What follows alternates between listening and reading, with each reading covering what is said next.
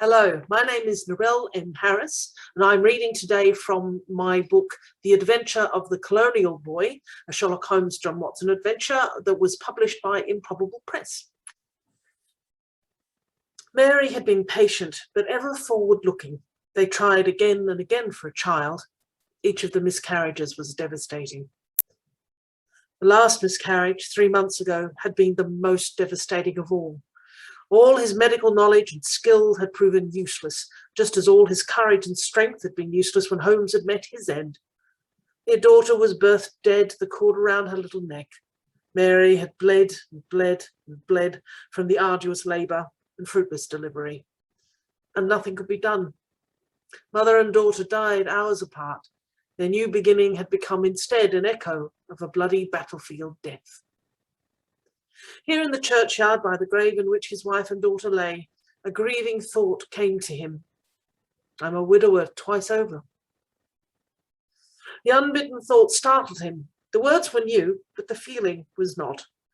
Twice bereft, and the account of Holmes's death he had lately written had entwined that loss along with Mary's now. I am a widower twice over, childless, wifeless, friendless. Watson grimaced. He brushed the loamy soil from his fingers and proceeded to pull the more vulgar growths from the site. Dandelions, a tuft of knapweed, and a single sprouting thistle. I'm not sure what I'll do with myself now, Watson told the grave as he pulled out the unwanted plants. The thought of continuing in general practice appalls me. I have much more sympathy now for Holmes's perpetual cry of tedium.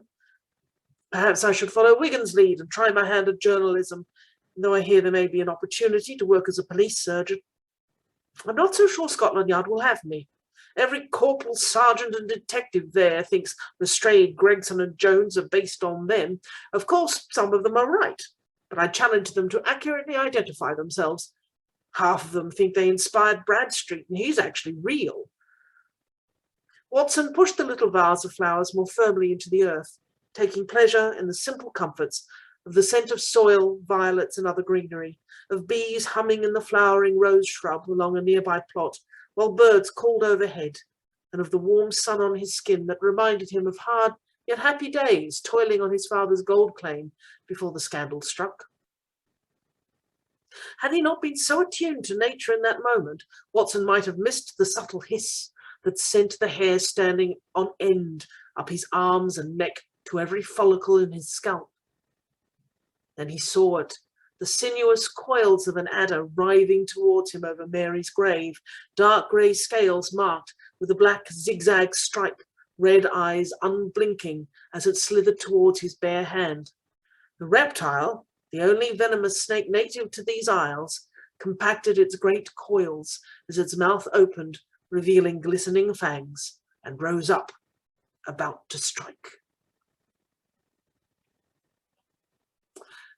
That's an extract from The Adventure of the Colonial Boy, with John Watson visiting his wife's grave.